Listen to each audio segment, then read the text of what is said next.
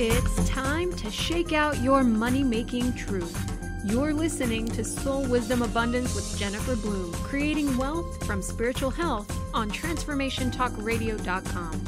Have you ever wondered why some people work really hard for their money while others live lives of joy and abundance with seemingly little effort? You are about to learn powerful, tangible steps to shifting your mindset and connecting to your flow of money and abundance. Jennifer teaches you to connect to who you are at a soul level and how to use that connection to create a personal and specific relationship with money. Learn how money is a powerful tool to achieve your desires and your desires to then serve the world. So shake out your money-making truth right now. Soul Wisdom Abundance with Jennifer Bloom.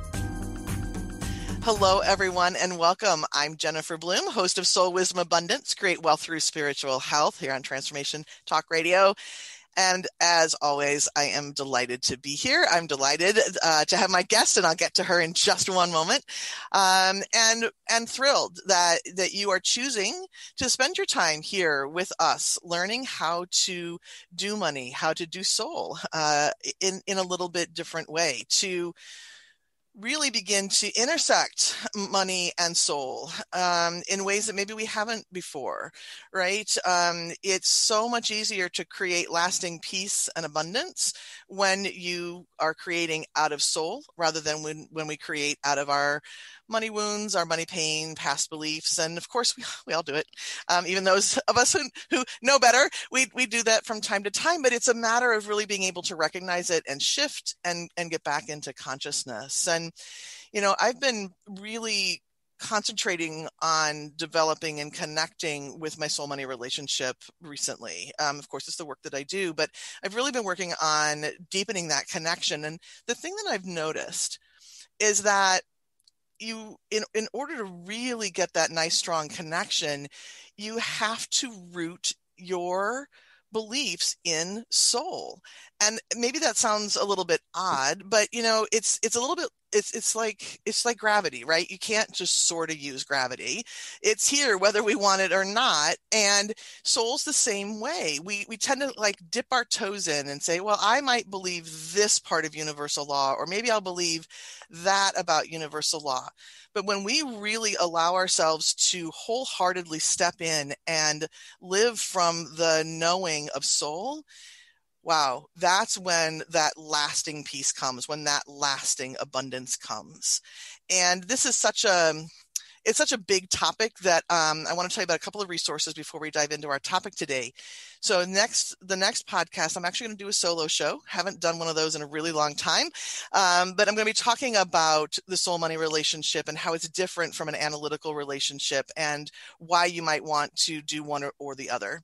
And then I'm also going to do a series on Instagram and Facebook. So again, detailing the differences. So if you want a little bit more information, you can follow me. I'm at soul.abundance on Instagram, and I'm Soul Abundance on Facebook. So just another couple of ways to really start to deepen your understanding. Now, money isn't the only thing that benefits, obviously, when we lead from soul. And that's why I am delighted to have my guest here today, because we're going to really dive into the topic of soul and business. What happens in business when we lead from soul? What happens personally when we lead from soul? So here we are. And of course, I asked you about pronunciation, and now I've got like three things in my head. I don't know what it is. Stephan? Yeah. So my guest today is Priscilla Stephan. I got it right when I asked you, and then I went, I don't remember. Because I confused you. Well, as I said, my dad's name is Stephen, spelled this way, and the way you spell anyway. So Priscilla, I'm delighted that you're here. You know, you have an incredible body of work with your SoulFluent Leadership Archetypes, which really give a beautiful, practical way of understanding soul and our individual leadership style. And so I'm going to leave the intro at just really short and sweet because there's so much to talk about. And in a little bit, I'll have you share a little bit more about yourself and where people can find you. But let's dive into talking about soul and business, shall we? Juicy stuff. Yeah, let's do it. Let's do it. Let's do it. So tell me a little bit about how you got here, right? Because there are a lot of us who are self-development junkies and we talk about soul and blah, blah, blah. But how did you get here? How did you get to knowing that you were here to bring soul into business and leadership? Completely by accident, multiple, dark nights of the soul, eye rolls. What am I thinking? I curse. I'm from a New Yorker living in California. Like, how the hell did I get here? I could not have imagined this path in my wildest dreams. I went through 3 very complicated career changes. I was an environmental advocate for 10 years, have a graduate degree in that, burned out on that, did 5 years of event planning, started a fashion jewelry business. That didn't go far, and then stumbled upon health coaching in the hopes of overcoming my own relationship with emotional eating and food, and started coaching people on their health until the moment that the sea parted when I uncovered this magical place called the Akashic Records, where you get to connect with your own soul guides that allow you to live your best life with the energy of truth and love and purpose. And I became a practitioner, learned how to read my own Akashic records and then the Akashic records of others, and uncovered an uncanny ability to really connect to people's businesses from their own soul guides and help them truly live their purpose through their businesses, and to do it with soul and practical strategy. And then ultimately uncovered my ability to download marketing plans and very complex, dense bodies of work, which is how the SoulFluent work came about in 2016. And here you are. And here I am. Holy shit. Yeah. So this is sort of a side question, but have you found that your health has changed since you have started following more of your own soul wisdom? Not sure about that. Maybe it's because I've been in my 40s and a lot of shit happened. Autoimmune, hypothyroidism, now hormone imbalances, panic attacks. I don't know about that. I will say this. Perimenopause is not fun. Yeah. Mm-hmm. Yeah. I will say that living with soul has definitely allowed me to stay ridiculously honest with myself about what I want, what I don't want, what my ego wants, what is true for me, and and it is a path to greater health, because I realized that doing things the old way led to burnout twice, pretty bad actually. And so it's that invitation, I think. Leading and living with soul is a daily reminder and invitation to choose ease, to choose flow, to choose health and well-being, because your soul never will ever ask anything of you that will harm you. Right. And that process, I was just writing about this actually to a group of mine this today, that, even when we choose to align with soul, it isn't always sunshine, roses, lollipops, and fairies, because when we make that choice to align, what isn't aligned starts falling away. And sometimes that process isn't very pretty. Right. It's all fun. Yeah. Okay. Yes. Let's just say it that way. And so I think that sometimes when people start down the path of getting in alignment with themselves, things get messy. And then the question is like, wait, why am I doing this? How is this really helping me? Right. So mess comes before that ease and flow and all of the things that we seem to be reaching for. Yes. And sometimes we get the message soon, so we don't have to get the ton of bricks in our head. And sometimes the ton of bricks just falls, and that's what it takes to get our attention, which is fine. Yeah, it is. It's all okay. Yeah. Absolutely. Okay. So you have this great big download. And so tell me a little bit about the download that you got about the archetypes. Well, my guides are sneaky. And so they told me to write an outline for a book that turned into an outline for 3 books. And then they just said, just start writing. I thought, oh, this is going to be like a 20-page little book. 160 page later, and a body of work later. I'm like, what the hell is this? So I didn't know what I was downloading at all. I had no idea, which led to a massive breakdown, nervous proportions. And I really didn't know what to do with it because I was like, I don't understand leadership. I don't want to be talking about this in archetypes. What the hell? This is complex, dense information. How am I going to explain this to people? So I had a massive tantrum because you get this work and then you're like, how am I supposed to market it? Explain it, help people with this. I don't know. And it's a daily thing of I don't know how to do this. But I knew that if I didn't do it, I would regret it. And I knew that I would grow as a result of befriending this work that I really didn't kind of sort of resisted greatly doing. And so now 4 years later, it has shaped who I am. It has helped me understand the 6 or 7 different phases of what I call the leadership evolution, from an awakening to those dark nights of the soul, which for me lasted about 18 months to almost 2 years of questioning everything, thinking I was a loser, having to redefine my identity with myself because I felt like my work was so much of who I was. And if I wasn't attached to work or this, who am I? But then coming out of it, it really gave me peace and strength because I was consciously choosing to lean into this work and to choose it not from a place of ego or how much money can this make or how big can this business be, because it can go so big. I was like, no, and so it was really that soul. It was like a soul wash cycle. I've never put it that way. I went through the rinse and repeat. And it wasn't delicate. It was heavy duty. And I've seen the machine tumble, when you get when things are out of balance. Yeah. Mm-hmm. Oh, it shook really badly. Yeah. But it has been incredible to see myself and how it's changed me and understanding myself, that I don't have to work so hard. I don't have to try so hard as a mystic archetype, there are 5 main archetypes in this work: the mystic, the visionary, the strategist, the explorer, and the divine feminine. And while we have all of these archetypes within us, there's a dominant archetype that really takes center stage, almost like shifting gears in a car, that helps you really move best with the greatest amount of ease and potency at a particular phase in business and phase of your life. And so I'm a mystic, which means I channel shit, I hold space for people, and that means that people in my space just transform. So good news, I don't have to do as much as most people tell you have to do. I just need to stay focused and in my own lane. And so this work can be really, really potent and in highly enriching. Mm-hmm. So as people understand their main archetype, what starts to shift? What starts to change?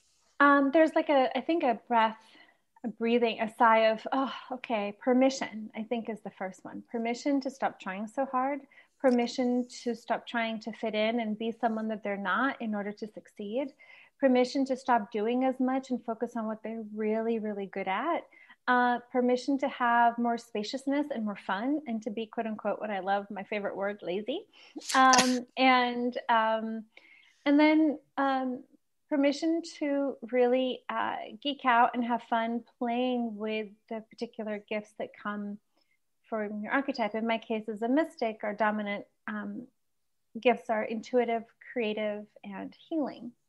And also what comes from it too, I think, is more compassion from the understanding of our shadow, right? Each archetype has its, what I call kryptonite. And for the mystic, it's certainly self-doubt. I'm not good enough. I'm not ready enough. I need 5 more certifications before I can make money, or making money isn't spiritual, or I should give my gifts away, and all those things. And so really understanding that I can really doubt myself, but it's okay to be true to myself. And the other part of the mystic is that it can be really hard for us almost to go through this kind of coming out of the spiritual closet thing, because what are people going to think, and family and friends, and how do I put that into a business and have people pay me? And so really giving ourselves the space to know that that is part of the soup, but you don't need to live in the soup, and just be yourself. And easier said than done. Sometimes it can be very, very liberating, so much space. As a fellow mystic, I am just like, my whole body's going, yeah, I get it. I recognize all the phases in my life that I've been through with all of this. And, the money languages for me came through in, was it 2014? And it's now 2021. And I'm finally really talking about it. It took a long time for that body of work to really settle. And for me to go, who am I to do this? Who am I to do this work? Right. But the couple of things that you said that I really want to touch on, and one of which is the shadow side. I think we all love taking the quizzes. I know I certainly do, and learning about who we are and those elements of soul. But knowing the shadow side of that is, well, I shouldn't say it this way, but I'm going to, almost even more powerful at times in our life, because when we get caught up to know that self-doubt is the shadow side of mystic, if I could put that on a Post-it note somewhere, maybe all over my house, then there gets to be a trigger, right? So instead of it being a character flaw or a soul flaw, right? It's like we're putting these dark marks against ourselves. Oh, I'm not confident enough. I'm not this. Why can't I just come, just bring it all out there and do everything? Understanding that shadow side is touching, it gives us the opportunity to take a breath and use it to say, okay, it's time to reconnect here. That's all that's happening, right? All I need to do is just reconnect and give myself the space to do that. And maybe, just maybe, there's something else that's ready to blossom here. The self-doubt is highlighting something that's ready to be brought to the surface to teach or share. Do you find that as well? I think that is a wonderful approach, and just permission to know that we're not broken, that there's nothing wrong or to fix, because otherwise we can spend hundreds of thousands of dollars trying to fix the problem when it's just like, look, sometimes this can come up, and look, here's a different question to say, okay, is this really true? Do I really need more? Am I ready to give it a try? And oftentimes it's just, we're afraid, we're afraid of what people being rejected or ridiculed or misunderstood, right? And so oftentimes I think that self-doubt can, and sometimes it can also be, well, I actually do need to hire someone to help me with my messaging, or I don't know my packages, or maybe I do need to understand why something like this package, for example, can be this price, and how do I convey that, in language, and so there's the practical and there's the mindset piece, which is fine. Absolutely. Right. And we get to weave all of that together. Right. And when we can really solidify our understanding of who we are, it's a lot easier to say, okay, is it a mindset piece? Is it something that I can handle myself? Is it something that I want to reach out to somebody? Is it time for a new layer of growth? Or is it time to get super practical and learn how to take these skills and tools that I have and speak them in a way that people are really going to be able to understand? Yeah. Yeah. So, okay. So another thing that I'm curious about is, how do you find knowing your leadership style? How does it change personal life? Not just, we tend to talk business, and of course this is a money show, so we tend to talk a lot of business here, but personally, I think it has a huge impact as well. It does. I think it speaks to confidence. I think it really speaks to one of my new favorite phrases is staying in your own lane, that you're not comparing yourself. And you also this is me, this is my jam. This is how I roll, however, whatever expression. I know I'm a mystic, and there is so much power and confidence in knowing that my strengths are my superpowers. Truly. I know superpower gets used a lot, but it really is my innate ability to create deep transformation, and it's the tools that allow me to feel very fulfilled in what feels like a purpose-driven life. And that means that I use my intuition, I use my skills in the Akashic Records, I use my tools to ask questions, to just listen with no judgment and let people come to their own answers and go, oh, wow, that's deeply transformational. Or I can have an insight or say something, and it's just like, oh, yes. And so it gives me the confidence to know that I already have baked into me everything I need to be incredibly potent and successful, and therefore abundant. And so it's about, okay, what am I I love how you said reconnect. How am I tapping in and living from the energy of my strengths? And so that I can, allow that to be really showcased and highlighted in my packages and my messaging and in how I position myself. And that those gifts are actually being applied and integrated in everything I do. You know, all my work is based on the channeling and the holding space. I'm not a course creator. I don't like stuff content. Like, that's not my model, you know?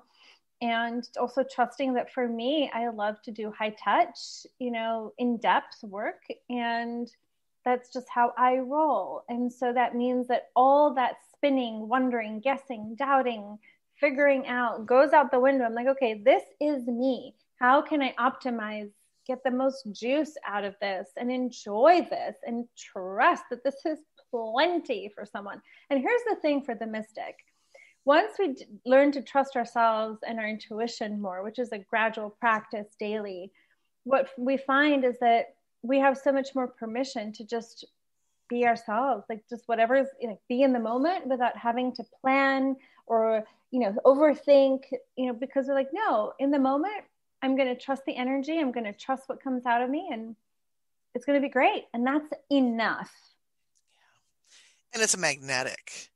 I think that, right, that when we know it and we know it's enough and we stand in that space, it's absolutely magnetic to those who resonate, right, with this kind of approach.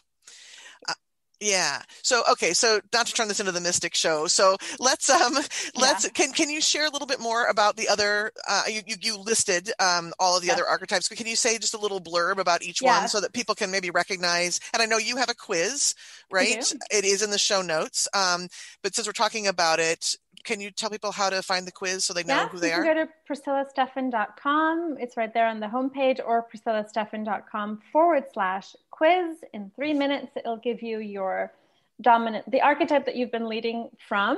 And then if you opt in, you'll get the free archetype guide and more questions and information to support you in integrating your archetype moving forward. So the mystic is, dominant gifts are intuitive, creative, and healing, and they're here to elevate consciousness and create harmony and well-being. The kryptonite is self-doubt, and the way to move past that is really being authentic and trusting your gifts.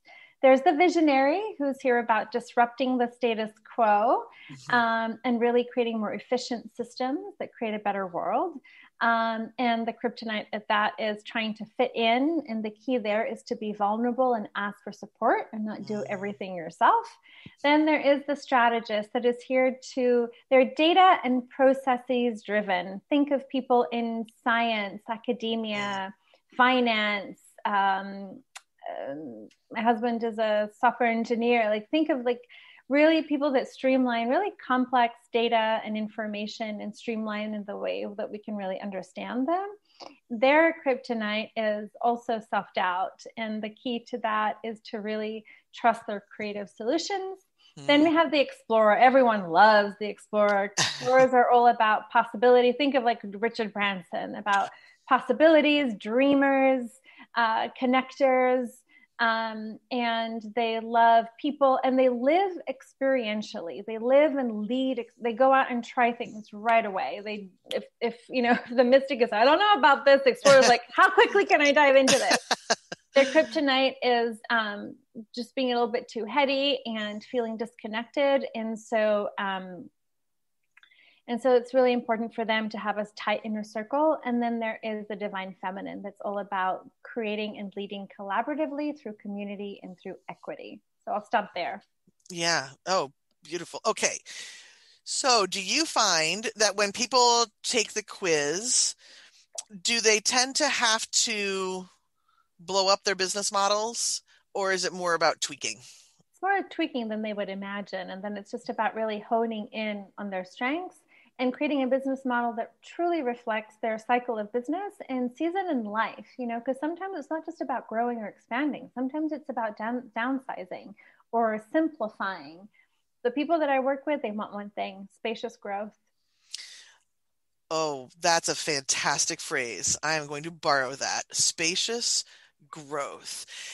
Because there's so many times when the hype comes in and says, you need to create this much, there needs to be this much money, or you need to touch this many people, or you need to have this and you need to have that. And that just makes me sit in my chair. And if I'm not crying, I'm just like, I don't even know where to start. Right. But that idea of creating growth in such a way that it allows me to be the mom that I want to be. I've got adult kids, but I'm still mothering, and I've got, my dog and my 3 cats that I regularly mother, right? So I get to express that piece of myself, and I get to be in relationship with my husband in a different way, and I get to disappear out into nature the way that I need to recharge. Holding space for deep transformation takes a lot of recharging for me. So that spacious growth is really beautiful. Yeah, it's the people I work with. They are deeply committed to their work, but their work is a part of their life. It is not their life. Yeah. Love that. Love that. Okay. So we've done a lot of chatting about the big picture view, and we're going to go to break here soon. But when we get back, we are going to step into the practical. And I've been looking forward to this so much. We are going to, when we come back, we are going to do a little mini session for each other. I'm going to identify one of your money languages. We'll talk about what that means. And then, which is money languages, is one more tool, right, to understand who we are and how our soul loves to express. And you're going to share another archetype for me, right? So I can't wait. I can't wait. I think we'll start with you since we've been talking that, and then we'll finish with the money languages. But fantastic. All right. So you all are here, and you're listening to Soul Wisdom Abundance on Transformation Talk Radio. We're going to take a quick break, and when we get back, we're getting practical. So stay tuned. We'll be right back.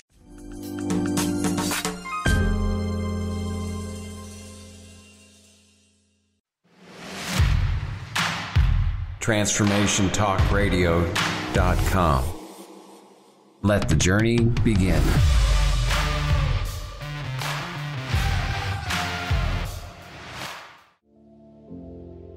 Listen up. The wealth you receive is a result of your personal relationship with the soul of money, meaning your spiritual well-being affects your ability to create abundance. Jennifer Bloom works with people to mend the spiritual disconnects that block up the cash flow.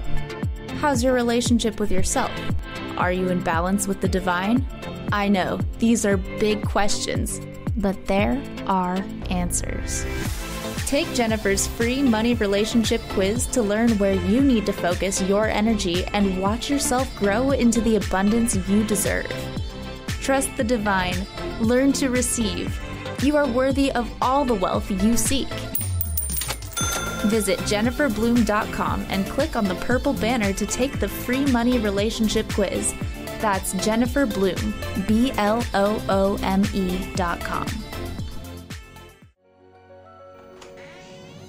Thank you for listening in on Eye of Soul Radio on TransformationTalkRadio.com with me, Psychic Medium Jamie. Return next time for an empowering and yet chilling look into the raw side of spirit. For more information about myself and the Eye of Soul, visit eyeofsoulradio.com. That's Eye of Soul Radio. Eye of Soul Radio only on TransformationTalkRadio.com. See you next time.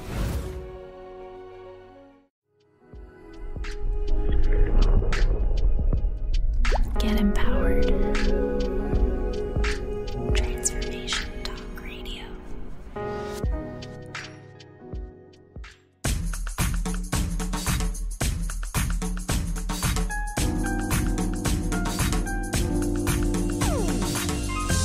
We're back on Soul Wisdom Abundance with me, your host, Jennifer Bloom, and my guest, Priscilla Stephan.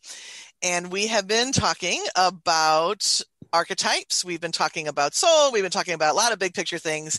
And now it's time to get practical. So we are going to each take a turn and do what we do best, and and talk about, in your case, the archetypes for me, and then I've identified one of your money languages. So I am going to yield the floor to you, and you let me know where you want to start. And I'm an open book, happy to answer whatever question, however you do your process. I'm happy to share whatever. So let's do the archetypes in motion. So guys, when Jennifer took the quiz, she came up as a mystic, which is how she has been running her business, right? Using her intuitive, creative, healing abilities. However, when I went into her Akashic Records yesterday, I was told that the new dominant archetype for her is the strategist. The strategist, again, really streamlines processes and systems and really simplifies complex concepts and data into very easy to digest information that can really drastically change the life of millions of people. And so that was really the key. And so then I also identified the secondary and the third. I think the secondary was to stay with the mystic. And then the third was to really live with the visionary, which is about really making a bold stand about what you do and really leveraging the business even more. Not that the strategist doesn't.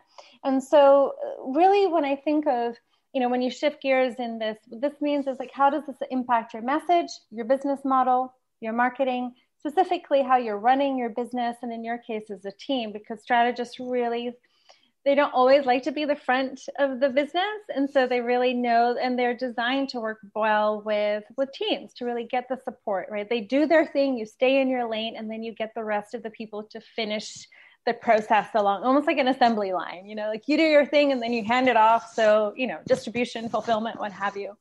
So as you're thinking about a project right now, is there anything where you're like, well, how can I apply the strategist? And let me open your records as you're thinking about that to see if there's any actual guidance in particular. Okay? Oh, wow. Gosh. Okay.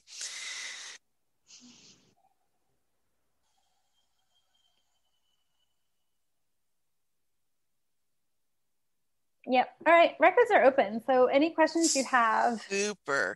Okay. So this makes complete sense, because I'm really at a point where I've done a lot of downloading, done a lot of work, and now it's time to really present it in a way that can be used, right? It doesn't really mean anything if it's just sort of all in the big picture, right? So, I think that I'm really transitioning. I'm writing a book around the concept of being prosperous. I've done a lot of work on the other half of my business, which is fertility work, on being fertile and putting together a system that way.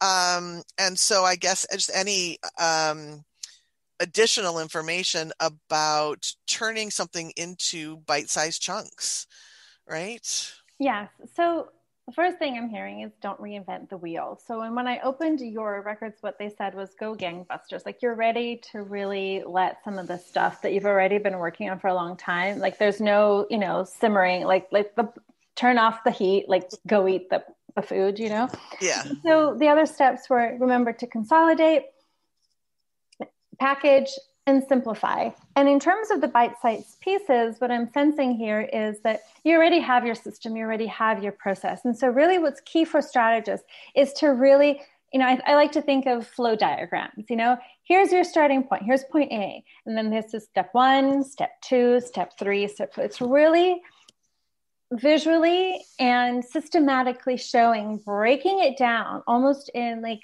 6-year-old steps if need be, and to really show the flow from here's the start of the journey and here's how you end it, and not to be afraid to really lead with, oh gosh, you're supposed to be paying me for this, but here's what I'm showing you, from the get-go, in your marketing, in your sales page, like, because strategists have very creative solutions that are unorthodox at times, and how they tell, and I know this because your fertility is both the practical but also the energetic component, right? That's what makes it so special. So trusting that is going to be key, and leading with that and illuminating how that is different, helpful, better, more, can provide greater results. And so not being afraid to really visually showcase, like, this is what's possible. This is what most people tell you, fertility can give you. And there's a specific thing here for fertility for a reason. And so, what have people tried? What hasn't worked? And why is this helpful? And really giving people that behind the scenes look of what is available to them, because then they can start to connect the dots and to see how they can get from point A to B. And it's really, strategists are incredible teachers, right? Show them, teach them, guide them through the process. You're holding their hand every step of the way, and remind them that it's, no matter how hard it's been, how complicated it seems, that if you just follow the steps it will work for you if it feels like the right approach. Does that make sense? It does. And so here's where I get stuck. So for moving like between mystic and strategist, right? For me, mystic is, again, that very high touch, deeply transformational, highly personal. And I can recognize, I can pull out the steps that I'm doing, but again, it feels very individual approach. The strategist comes, to really lean on that strategist that says, put together the strategy. My brain wants to say, well, it's not just one way, right? There's all of these steps, and where's the individual component? So how can I help that part of my brain understand the strategist in a new way? Here's the thing. You can think of the strategy as a process. You can call it a system or a paint by numbers. In the sense, it's just like there are certain steps that you, for example, if someone's going through fertility, that they will likely have to go through, right? Mm-hmm. Is that true? Mm-hmm. Right? It's just like this, the process is the process. It's like going through a cleanse. You need to pre-detox, you go through the cleanse. Like the process will not change. Trusting that the container is spacious enough and that the process is spacious enough that people will be guided and with your help to make tweaks as need be. But the backbone, I'm being shown, like really, truly, the spine is the system, right? The spine is the process. And then you can let each person has a spine, but they still have an individual body and their own rhythms. So you can still be incredibly high touch and allow people to go at it at their own pace and to be high touch and loving on them while you are both on the same path of this is the lane, this is the spine of it. We'll work the plan. The plan will work for you. And if you need to make some tweaks, you can. But other than that, they're good. Does that make sense? It really does. It's a yes and. It's a yes and. Or. Right. Yeah, exactly.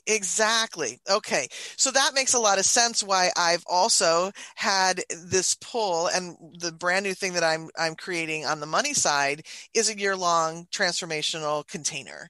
Love it. And there are individual steps to go through within that container, and yet there's room for what each person needs, right? To be in that container. Room. It's spacious, systematic, spacious, strategic growth. Spacious, strategic growth. Again, that spacious growth that I love so much in the first half of this conversation. And it's that dance between, having, with structure comes flow, with structure comes spaciousness, right? Because the structure keeps you focused. And with that focus, now there's room to make it your own, to tweak it, to really integrate it. You're not just kind of flying by the seat of your pants. Like here's the spine, right? The spine keeps us upright, keeps us going. That's the same thing. Like the journey that you've outlined works. And that goes the same for whatever it is that you've outlined for the money. I think it's pretty much there. Minor adjustments, but I think it's really great and very needed. Beautiful. And just to wrap it around, going back to the general, right? Archetypes don't give us it's not the full. How do I want to say this? We all bake, we all cook, there's a recipe, but it's not so regimented, right? It's like there's a little pinch of this and a little pinch of that, but that structure, when you know your structure, then everything that's flowing from you really can make a lot more sense, both to yourself and to the people that you're serving, right? And the structure builds trust that the people know where you're guiding them. And it's not like, oh, it's a system, like I'm a guru and, you follow my system. No, it's a guiding through a journey, right? Like when you go on a travel trip, like a guide. And so the structure creates trust, it creates space, and it creates an allowance for people to find their own answers, because it's kind of like with a child, I'm being told, like if you give them boundaries and, those things, then they can really maximize each phase of the day. Mm-hmm. Absolutely. Yeah. Free spirit isn't, those boundaries are really important, right? And even if I think about when I do individual transformational work with people, there's the structure and the boundaries are very present. We're not dumpster diving into the past to clear everything. We're very systematically choosing what it is that we're looking at to transform, right? So there's that structure even within something that feels like, oh, it could go a million different directions. Yeah, but there's still a process. Another word to think about. There is a process. Right. Even with your soul money work, there is a process. Right? You're like, let's get through the money story, the money beliefs, and here's the line. Like there is a process. So all it is follow the process that's innate to you, that's intuitively guided and intuitively downloaded, and trust the process by not arguing or fighting with it. Don't battle it. Accept it. Helpful. Okay. Well, to really bring the abundance and the magic and the gold. The gold is in the process is really the key. And then you can go tweaking, right? Because strategists, it's not just a one and done. Strategists are always refining and tweaking and making better. But this is not to go, I got to keep training forever. Just like, oh, I just had an insight. Okay, I'll just add this, or I'll shorten this module, or I'll add this little thing. But once you have it, go with it. Beautiful.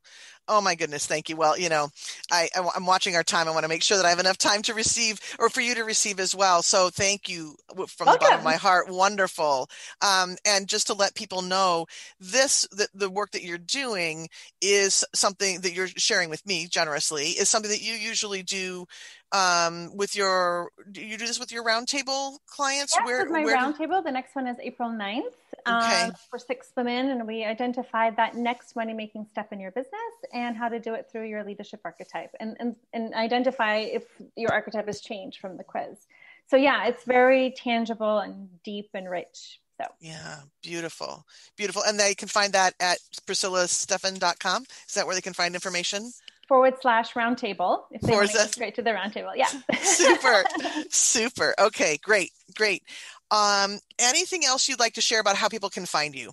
And then we'll switch gears here. I'm on Instagram, I think Priscilla Stephan, and then Facebook, Priscilla Stephan too. And I think that's all for now. And I also want to say that when you join the roundtable, you also get the 60-page business guide blueprint on how to integrate your archetype into 9 core areas of your business: branding, business model, content creation, so much more. So you get so much out of it. I mean, it's just magic is the way I can put it. Yeah, it sounds like it. Yeah, it really sounds very juicy. Very juicy. Yeah. Oh, goodness. Okay. So I'm going to encourage all of you to take a look at Priscilla's site, and all of her different resources. She's got a lot of really wonderful things to share. And with that, we're going to turn the tables here. Okay, so for those of you who have been listening for a while, you know about soul money languages. But for those of you who don't know, this is work that is through the soul language paradigm. And this paradigm says that there are 107 different voices of soul. They are broken into a mission language, a skills and tools language, and a soulful personality. And when we come to the planet, we choose one out of each of those categories. So we bring 3 of the voices of soul with us as part of who we are. And then we also, with any relationship that we have, we draw 3 more energies out of those 107 different energies to support us.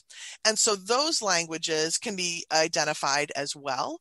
And so if you have your relationship with your significant other, your relationship with your business can be identified, your relationship with the community that you serve can be identified. And these are all just ways that we can understand more about who we are and why, why we prefer certain things over others, where our shadows are, and all of that. So what we're going to do today, and typically we do personal languages first and then the money languages, but because we're having a money conversation today, we are going to talk money languages. So the way that I identify is I make a one-time connection to your soul, and I did this before. I had your permission, so I did this before so we don't have to go through the process here on the show. But I make a one-time connection with your soul, and I muscle test out of the 107 languages which are yours. Okay. Mm-hmm. So this isn't me going through the book saying, oh, this sounds like Priscilla. This is your soul is telling me. I also asked which category would be most helpful for our conversation. So with money, the categories are just a little bit different. You can think of it as the mission language is your co-creation with money, your shared mission. The second language, which is what you and I will talk about here in a moment, is the energetic how. So what's the behind the scenes? What's the energetic work that you're doing to allow money to be created? Right. Then the third category is the being state. What type of being state allows money to flow most easily for you? So what I will do is I'm going to give you the name of the language, and please remember, and as you know, with your work with this, we're putting language to the intangible. So please listen as a whole. Different words have different connotations, so try hard not to listen and, like, for example, my personal language is capitalist. There's a lot of connotations with that word, right? So just listen as a whole. I will tell you what the particular talents of this language are, as well as what you would notice if you were out of alignment or in the shadow side. So I will present it, and then we'll talk about it on the other side here, okay? All right, so for you, your axiom of translation, the skills and tools, the energetic how for money is called constable. This sacred partnership money language's skill to create money is by bringing a deep sense of peace regarding the flow of money into your daily life. This language helps you speak the language of peace and money so that you have a fluid experience of money. Your energetic how of making money then is to make peace with your current financial picture of what you want to create and making peace with where you want to go. So the special talents of constable, you are able to feel the deep peace of money. And this is not about safety, okay? It's not about creating safety. It's literally the peace that comes in this energetic flow. And you can lead yourself and others towards peace in their relationship with money. When you are out of alignment with this particular energy, you can end up finding a couple of different things happening. You focus on control of money rather than peace of the relationship. You decide how money must be in your life in order to have peace and are constantly checking in and seeing how money is not fulfilling the structure. You fight to maintain a relationship with money. You control others with money. You judge yourself in relationship to money. I had no idea. Of course I do all of that. So I'll pause there and just, tell me what resonates as you digest that for a moment. And then we're going to meet the language. All of that, because that part of me that wants to control is like, but I don't accept easily where I want to feel like, and there's tons of flow and there's tons of abundance, but I'm still kind of working to that place where because here's a disconnect for me, right? In the abundance world of like, you can manifest money in your sleep whenever you want. Like you can make money, and then I was like, well, if that's true, then when it doesn't happen as quickly or even in the amount that I want, I feel like there's something disconnected and there's something wrong with my ability to be in relationship with money. And I'm like, what's off? And so that's what happens.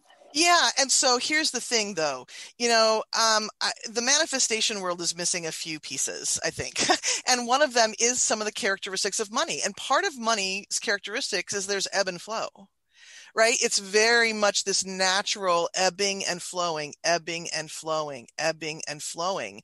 And yes, we can ebb and flow between scarcity and not scarcity, or we can ebb and flow between really lovely, flourishing abundance and sumptuous abundance, right? We can kind of shift where we fall, but there's always going to be a flow. There's that natural energy. And so with Constable, you get to lean on Constable to feel peace no matter where that flow is. My mind is going, but I want more. Mm-hmm. So what do you get to let go of so that wanting more isn't a battle and it's an acceptance? Well, I'll leave it that. I'll just put the dot at the end of the sentence there, and that it becomes acceptance of, yes, I'm ready for more. I like that. And then I was like, well, but can I really trust that? Because I feel like I have to fight for it somehow. Yeah. Okay. So let's do this. I don't want to open something we can't finish, but let's do this. Go ahead and close your eyes for a second. Take a nice deep breath. And then we're going to ask Divine Intelligence to create a conscious connection between you and the energy of Constable. And tell me when that feels present.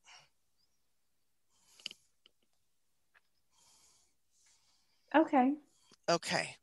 So what do you notice in your body when you tune into this energy of Constable? Feels like weird, like a T, like it just went down, like a well, like it's just anchored, like anchor in. Like, beautiful. Solid. Yeah. So what does this energy want to share with you about what it could feel like to not battle? It's sort of a double negative here. What does it feel like to connect and invite and allow that next level instead of fighting for it? It's already here. That's what it feels like. So it's almost like you're going like, well, what's the point of doing this? You can keep spending energy. It's not going to, that's right. It's the spinning wheels. No. Exactly. Because the battle actually is resistant. It resists it, or it creates dissonance, right? Between you and the flow. So I gotta keep going. I gotta keep going. I gotta keep going. I gotta push.